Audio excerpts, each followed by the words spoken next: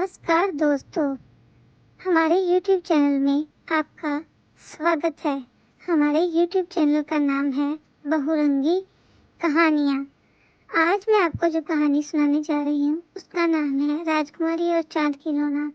एक बार एक राजा थे, उनकी एक बहुत छोटी सी बेटी थी। वह अपनी बेटी से बहुत प्यार करते थे।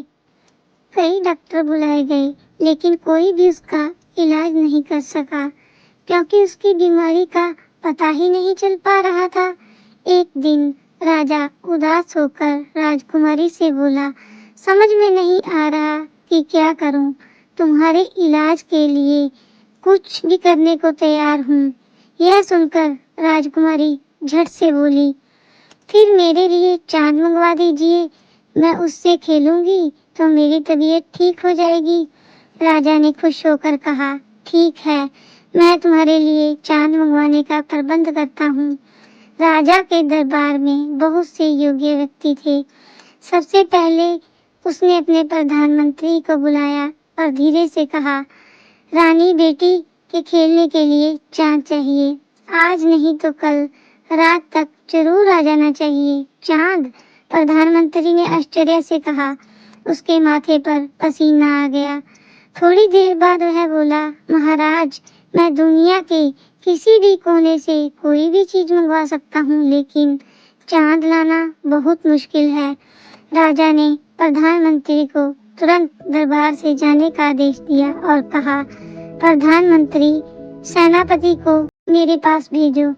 सेनापति के आने पर राजा ने उसे भी चांद लाने के लिए कहा, पर प्रधान सेनापति ने भी अपनी असमर्थता व्यक्त करते हुए कई तर्क दिए और अंत में बोला, चांद को कोई भी नहीं ला सकता, वह यहाँ से 1.5 लाख मील दूर है।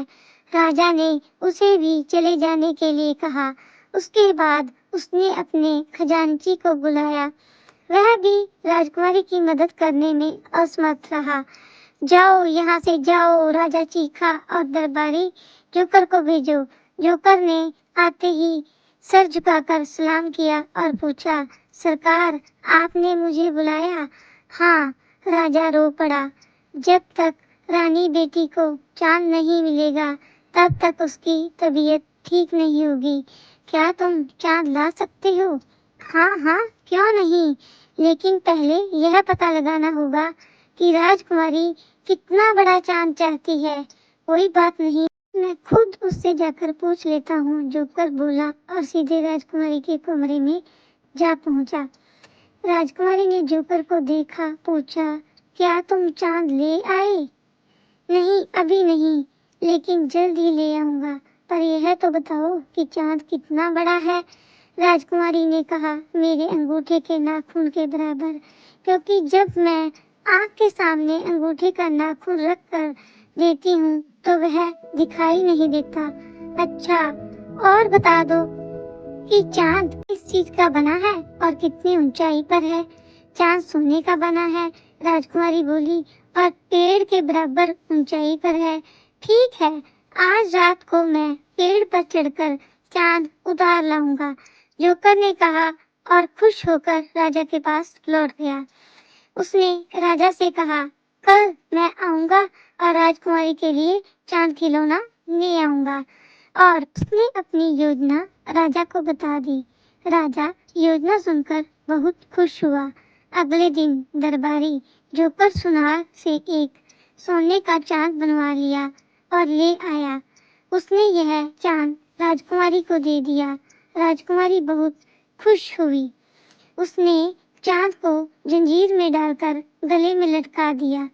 इससे उसकी तबीयत ठीक हो गई। लेकिन यह चिंता राजा को खाए जा रही थी कि जब राजकुमारी खिड़की से आसमान में चांद देखेगी तो क्या कहेगी।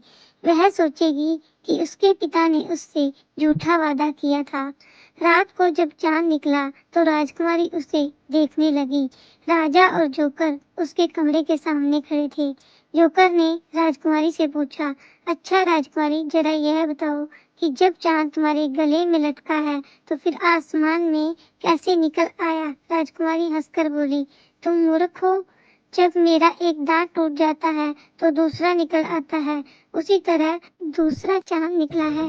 यह सुनकर राजा ने राहत की सांस ली और खुशी खुशी राजकुमारी के साथ उसके खिलौनों से खेलने लगा। अगर आपको हमारी कहानी पसंद आई हो तो कृपया हमारी कहानी को लाइक शेयर सब्सक्राइब करें। धन्यवाद।